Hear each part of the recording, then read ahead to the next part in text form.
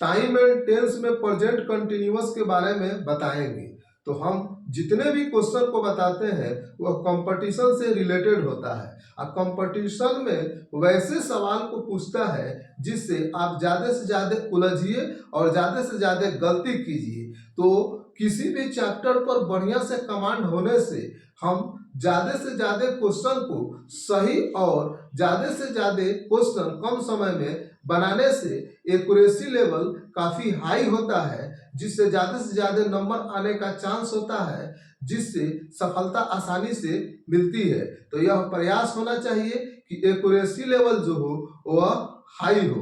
तो हम सीधे चलते हैं क्वेश्चन की ओर। कह रहा है कि प्रेजेंट कंटिन्यूअस टेंस, तो कह रहा है कि ऑलवेज, समटाइम्स, ऑफ्टन और यूजुअली इनका प्रयोग सामान्यतः प्रेजेंट इंडेफिनिट टेंस में होता है, लेकिन अगर इनका प्रयोग गाली गलौज, शिकायत तथा किसी अपराध के लिए हुआ हो तो इन शब्दों का प्रयोग प्रेजेंट कंटिन्यूअस टेंस में होता है। तो इसका जो स्ट्रक्चर होगा वह होगा सब्जेक्ट प्लस, उसका जो स्ट्रक्चर होगा subject plus is, am, are plus always, sometimes, often, usually plus verb पर चौथा रूप। वर्ब का चौथा रूप कहने का मतलब वर्ब में आईएनजी लगा हुआ हो। तो कह रहा है कि जैसे एब्यूज है तो एब्यूजिंग होगा, कंप्लेन है तो कंप्लेनिंग होगा, क्राइम है तो क्राइमिंग होगा। इसको हम उदाहरण से समझेंगे। तो उदाहरण में अगर दिया गया हो ही ऑलवेज एब्यूजेस यू, तो यह प्रेजेंट कंटिन्यूअस का है, लेकिन गाली गलौज की इसमें चर्चा की गई है तो इसका कंटिन्यूअस रूप सही रूप होगा। तो कह रहा है ही इज, ही के साथ इज, ऑलवेज, एब्यूज है तो क्या हो जाएगा एब्यूजिंग यू।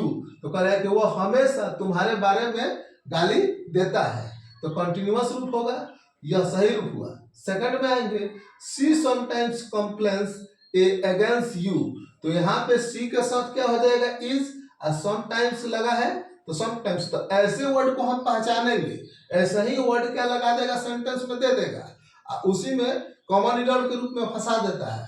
तो हमें इस पर कमांड होना चाहिए, अच्छी तरह से कॉन्सेप्ट होना चाहिए, तो हमें गलती करने का चांस बहुत कम होता है। तो उसी तरह she sometimes complains against you, तो हो जाएगा she is sometimes complaining against you. उसी तरह यू ऑफ्टन कमिट क्राइम, वह तुम प्राय इस क्राइम के लिए दोषी हो, तो इसका सही रूप होगा you are often committing crime, यह सही रूप होगा। आशा करता है कि आप लोगों को समझ में आया होगा। अगर समझ में आया होगा तो वीडियो को लाइक शेयर कीजिएगा। अगर चैनल पर पहली बार होंगे तो चैनल को सब्सक्राइब एवं फॉलो करके चैनल से जुड़िएगा। फिर मिलेंगे नेक्स्ट वीडियो में, तब तक के लिए जय हिंद।